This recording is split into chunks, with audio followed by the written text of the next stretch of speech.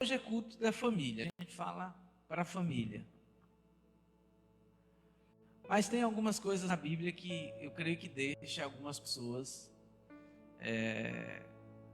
confusas pela falta do entendimento, por não entender o que Deus quis dizer. E eu quero te convidar a abrir a tua Bíblia no Evangelho segundo Lucas, no capítulo 18, porque Jesus falou algo que creio que algumas pessoas, já vi algumas pessoas falarem sobre isso que Jesus falou, porque elas não entenderam. Capítulo 18, no versículo 29, 28, capítulo 28, capítulo 18, versículo 27, 28 e 29. Lucas 18, 28 e 29. Pedro disse: nós deixamos nossa casa e te seguimos. Jesus lhe respondeu: em verdade vos digo que ninguém que tenha deixado casa, ou esposa, ou irmãos, ou pais, ou filhos, por amor do reino de Deus, deixará de receber no presente muitas vezes mais, e no mundo vindouro a vida eterna. E aí, já vi algumas pessoas falarem sobre essa declaração de Jesus. Se Jesus estava ensinando os discípulos a serem negligentes, com as suas famílias. E já vi algumas pessoas com essa dúvida. Porque quando você lê isso aqui, dá a entender que Jesus estava falando para os discípulos abandonarem, a sua família, a sua casa. Mas nós vemos, irmãos, que não é nada disso, tá?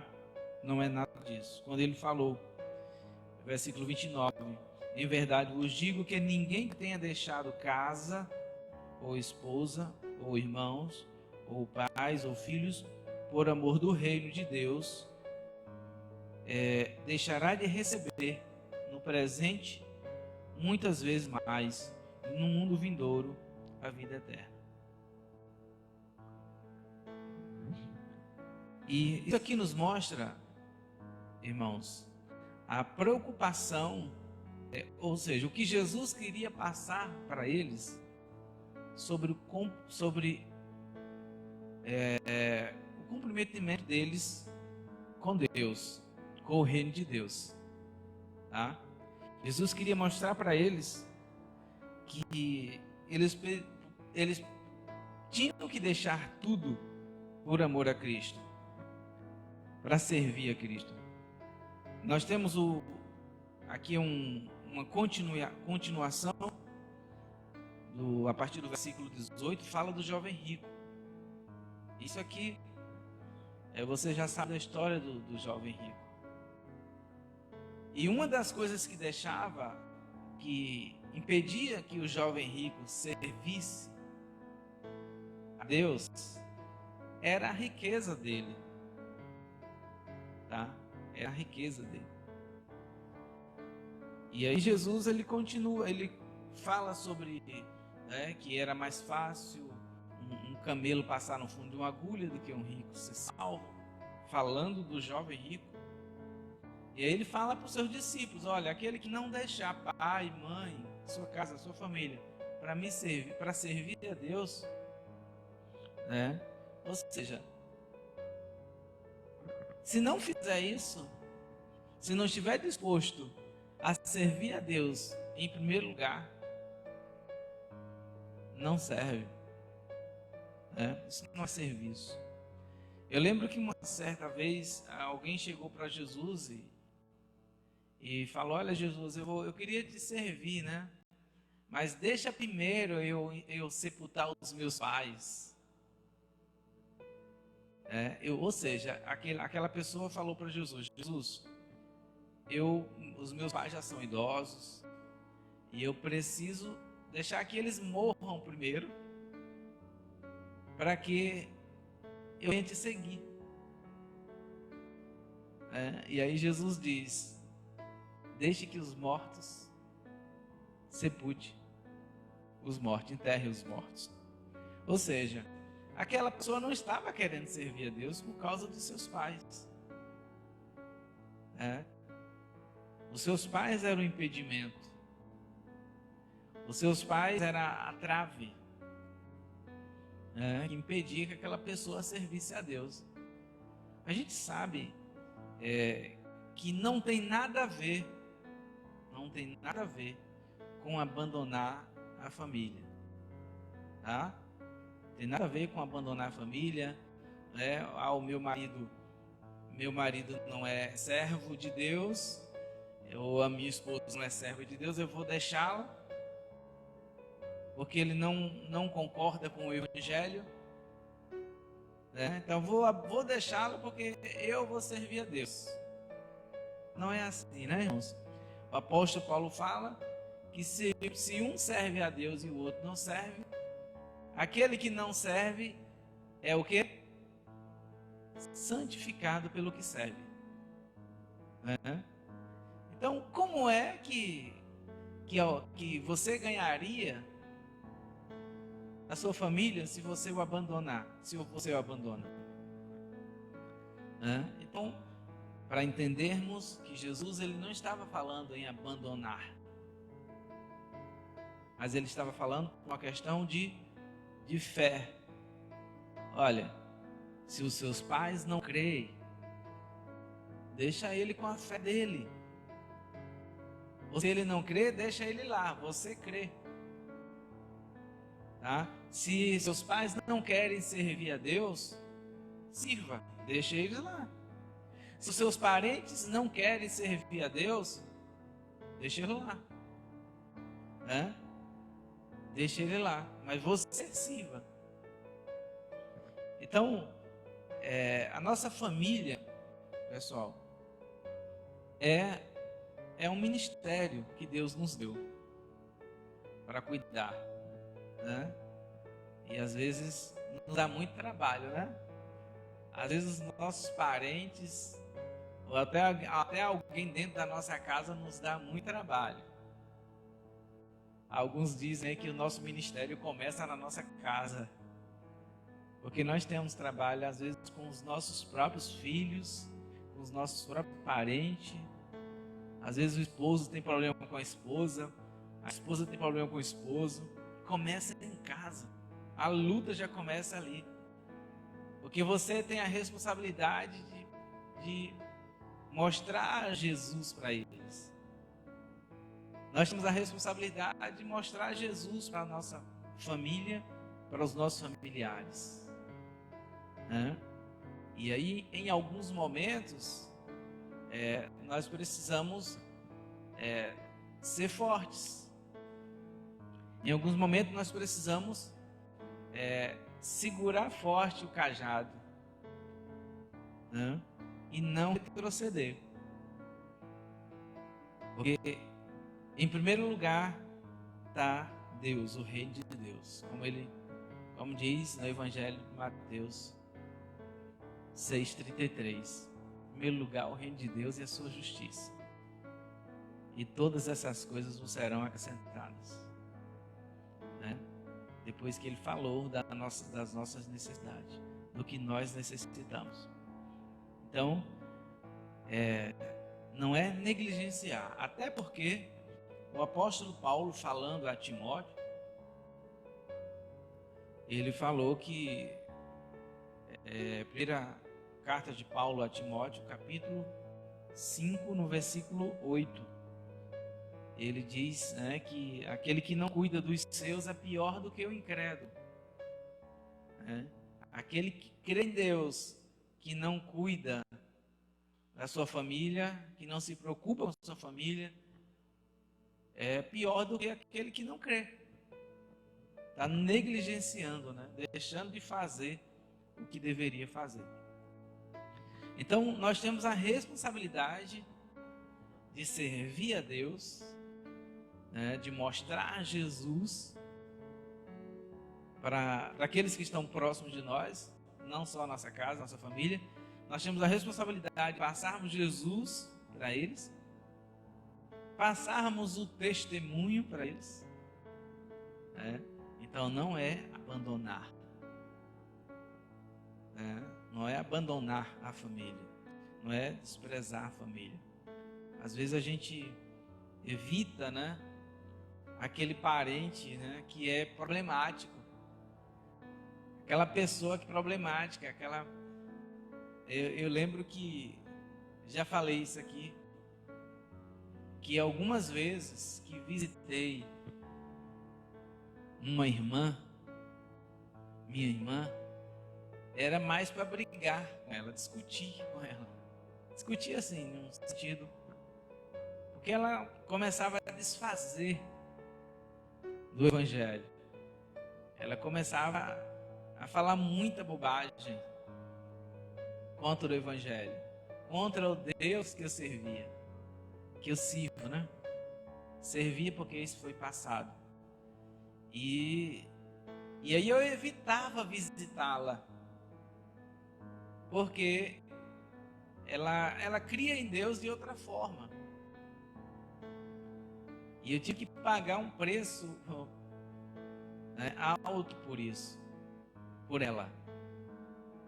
Porque ela não cria em Deus, ela cria em outras coisas, ela cria no chá, no banho de folha, ela cria em outras coisas. E hoje ela está aqui, né? Mas eu evitava visitar Maria, minha irmã. Eu evitava visitá-la. Mas hoje eu posso te dizer, não faça isso. Não escuta também. Porque às vezes a gente quer visitar e a gente quer colocar também Jesus de goela abaixo das pessoas. E muitas das vezes é para fazermos uma visita. E não precisa pregar para aquela pessoa que a gente já sabe que não gosta de ouvir o Evangelho. Então, muitas das vezes não é necessário pregar para ela, porque ela já conhece. Olha, pessoal,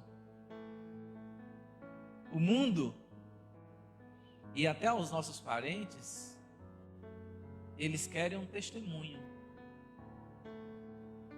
Eles não querem mais ouvir Bíblia, porque eles já conhecem, eles já ouviram muito. É a coisa mais fácil que tem hoje é das pessoas ouvirem Bíblia, a palavra. Eles querem um testemunho vivo. Então isso só aumenta a nossa responsabilidade. Ah, pastor, quer dizer que então eu vou visitar alguém e não vou falar de Jesus para ele? Não, porque toda vez que fala briga, não vai servir. Então faça uma visita. Às vezes, como eu falei, eu visitava a minha irmã e discutia com ela, porque ela começava a reclamar da vida. Eu dizia, a solução para isso aí é Jesus. Porque a solução é Jesus, minha irmã. E ela não gostava. Então o que eu deveria fazer? Ficar calado e orar. Orar. Então, se eu fosse contar aqui as histórias, nem só ela, né? O próprio José, né, que também se converteu, eram pessoas que batiam de testa comigo, com o Evangelho, né? Falando de Jesus e eles batendo de testa. Então a gente precisa ter a sabedoria divina para a gente saber discernir também o tempo e o momento. Como meu pai e minha mãe, por exemplo, eles tiveram duas reações diferentes. A minha mãe, eu lia para ela, como eu lia para meu pai também em voz alta. Ela não dizia nada, ela ficava quieta. E E eu sempre grifava o que eu lia. Nós temos esse costume, né, de grifar ali o versículo que nós estamos lendo, marcar.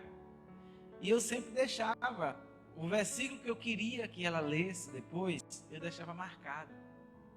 Então eu fechava a Bíblia com um papel ou com uma caneta no versículo que eu sabia que ela ia ler. Eu só não sabia que a minha mãe estava lendo tanto quando eu saía. Na minha vista, eu não via ela lendo Bíblia. Então, quando eu saía, ela ia ler. Então, minha mãe viajou e quando voltou, já volta convertida. Eu até fiquei surpreso. Se converteu? Já meu pai, eu apertei, como diz o baiano, apertei a mente dele. Apertei a mente dele. Ele um pouco leigo da palavra e queria... porque tem pessoas que gostam de teimar porque não sabem, né, irmãos? É terrível isso, né?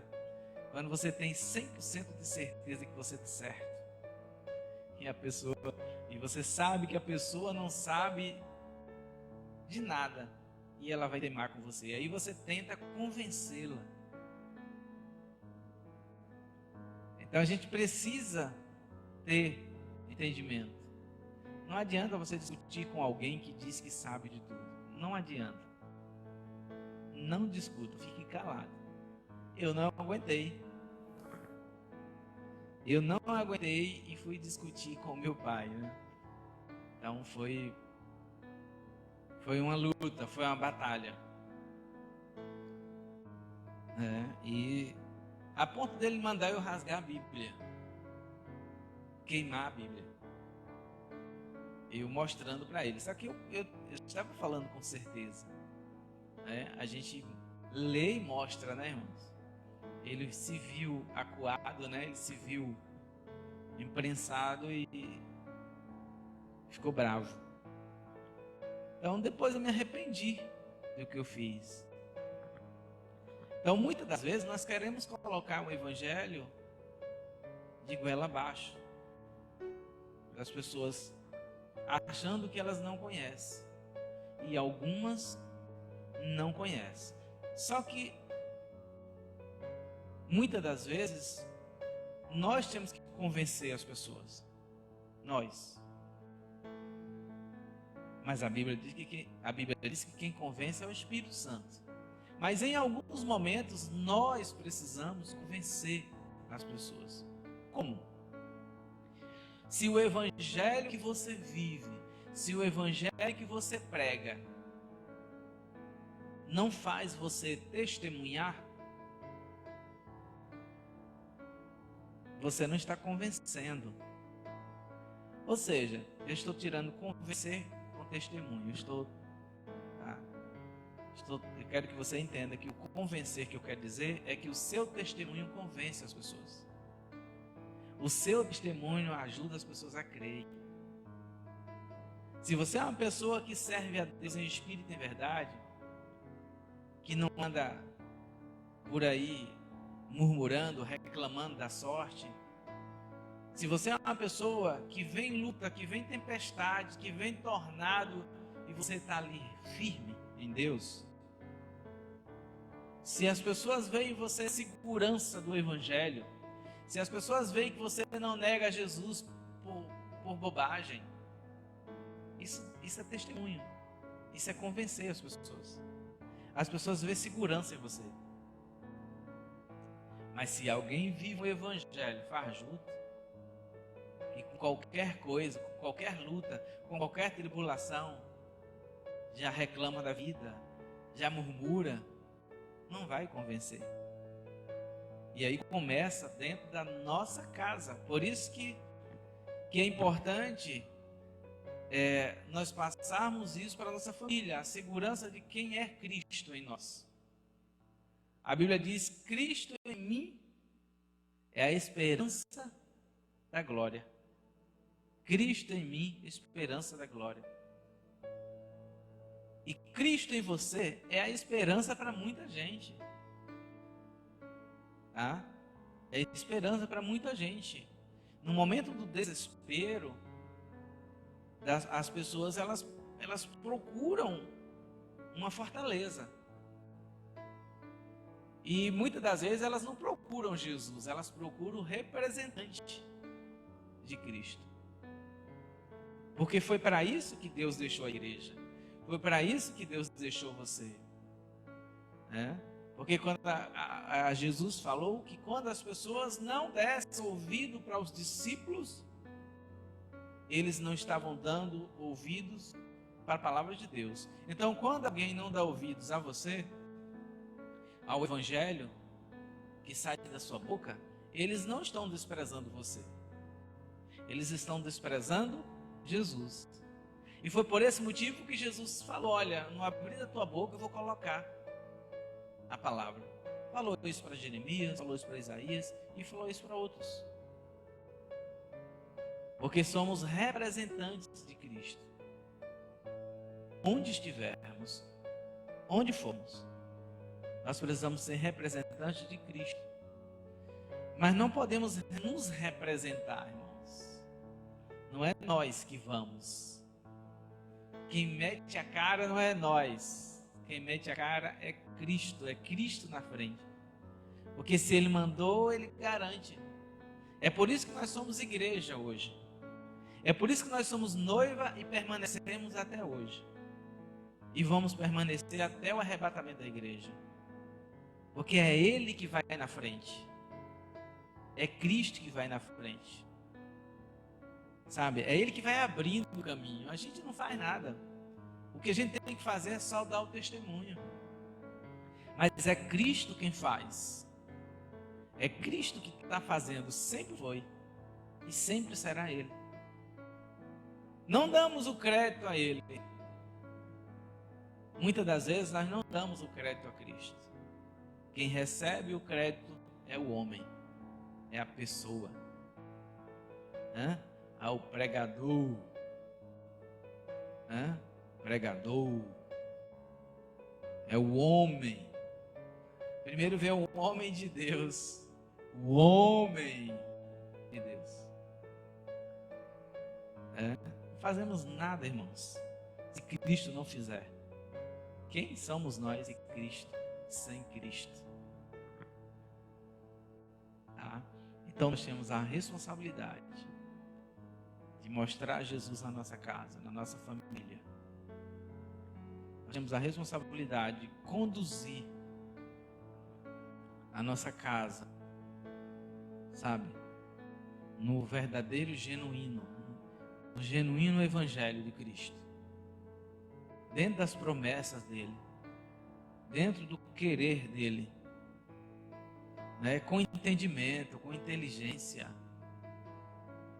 Você vê que quando Pedro, falei sobre isso semana passada aqui, quando Pedro fala que a mulher ganha o marido sem palavras, ou seja, sem abrir a boca, a mulher ganha.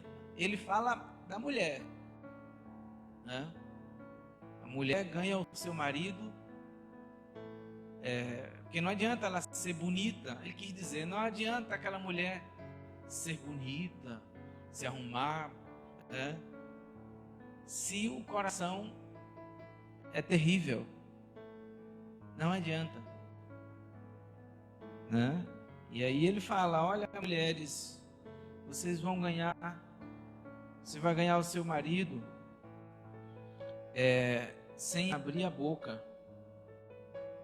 Deixa eu deixar a referência aqui, já que eu falei da história. Que está capítulo 3, primeira carta de Pedro, capítulo 3, até o versículo 7, tá? Até o versículo do 1 ao 7, que fala de relacionamento. E aqui ele fala, versículo 4: seja, porém, a pessoa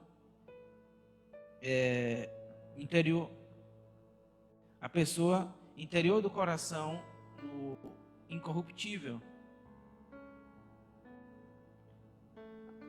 traje de um espírito manso e tranquilo, é de grande valor diante de Deus, pois assim que as santas mulheres do passado se enfeitaram, as quais colocavam a sua esperança em Deus, estando submissas ao seu marido. Aí ele fala, né, de Sara. O versículo 4 diz: não seja o enfeite da esposa o que é exterior, como cabelo, trançados, joias de ouro e roupas finas. Não seja isso que vem aparecer, mas que seja um coração, como ele falou aqui, um coração puro, né? Agradável a Deus. E aí ele citou o exemplo de Sara, né? Que chamou Abraão de Senhor. Isso é raro, mas ainda existe, né? Algumas mulheres que chamam o marido de Senhor, né? Acho que é muito raro. Acho que de 100 mulheres, 1000 mulheres devem achar uma que ainda faz isso. Mas era uma forma de respeitá-lo naquela época. Era para mostrar a humildade dela. Eu lembro que eu vivi, vocês aqui a maioria viveram um tempo que a mulher, ela jamais desmentia o marido,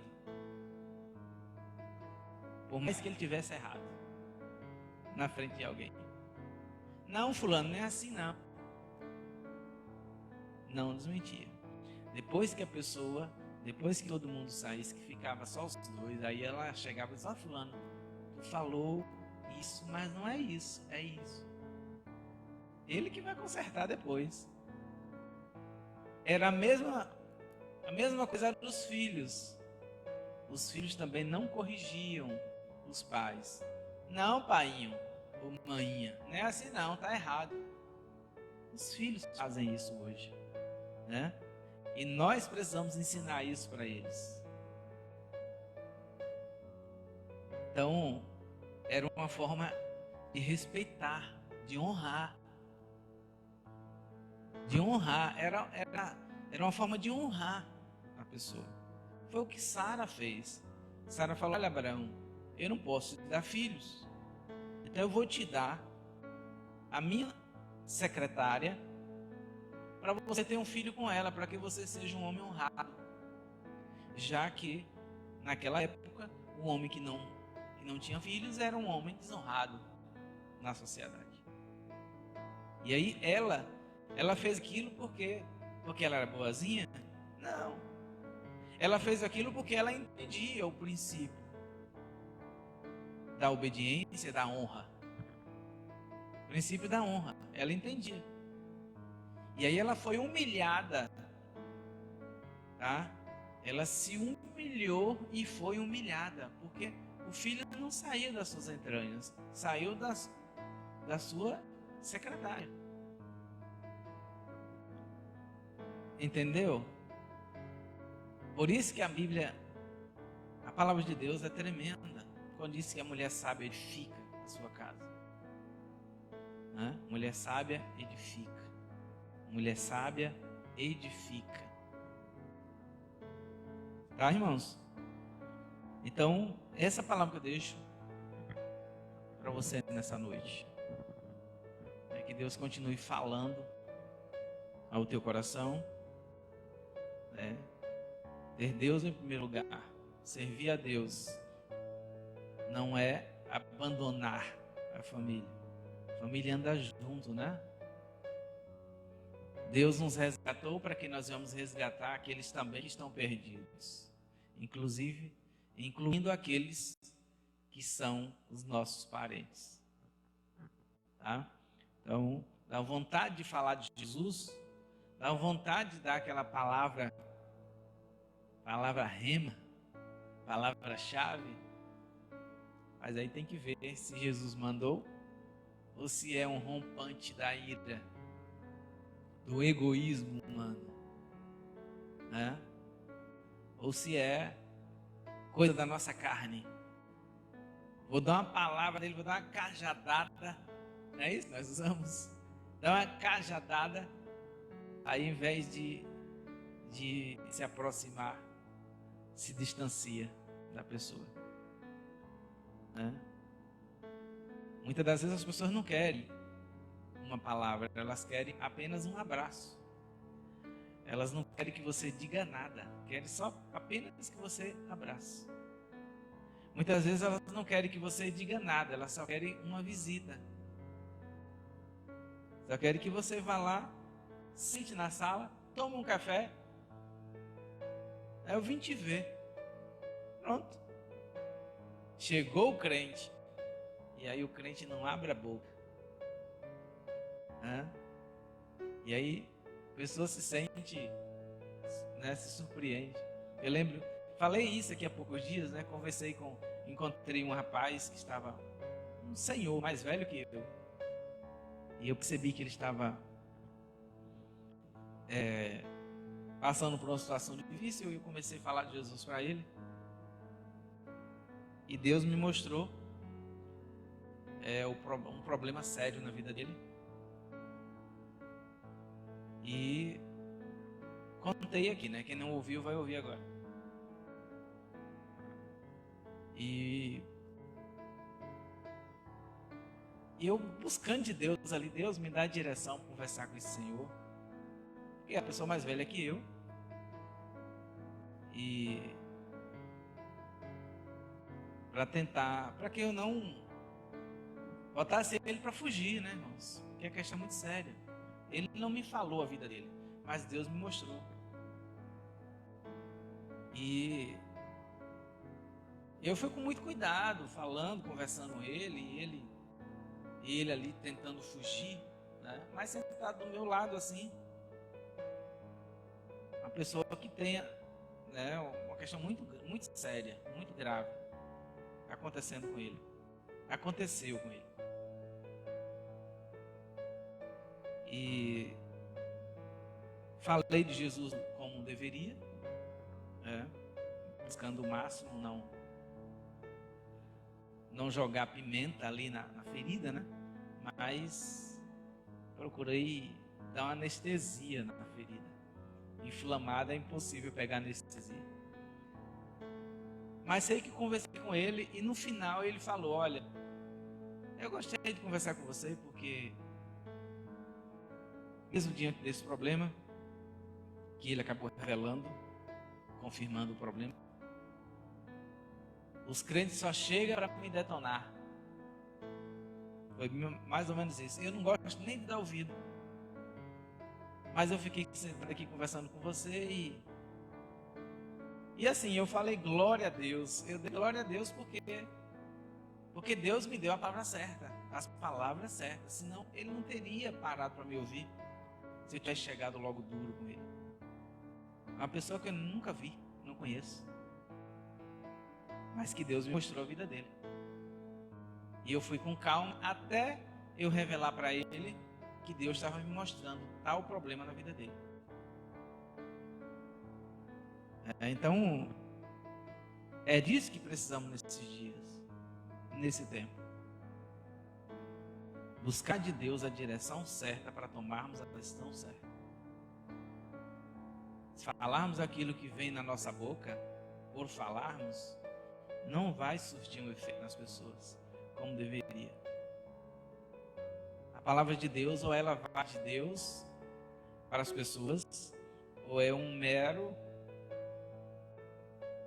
mera palavra lançada,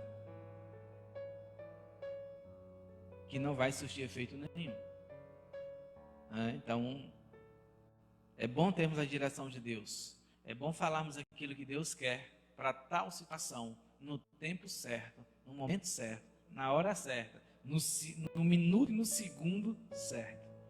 Se passar disso, estraga tudo. Ok? Então Deus abençoe vocês e que o Espírito Santo continue nos fortalecendo.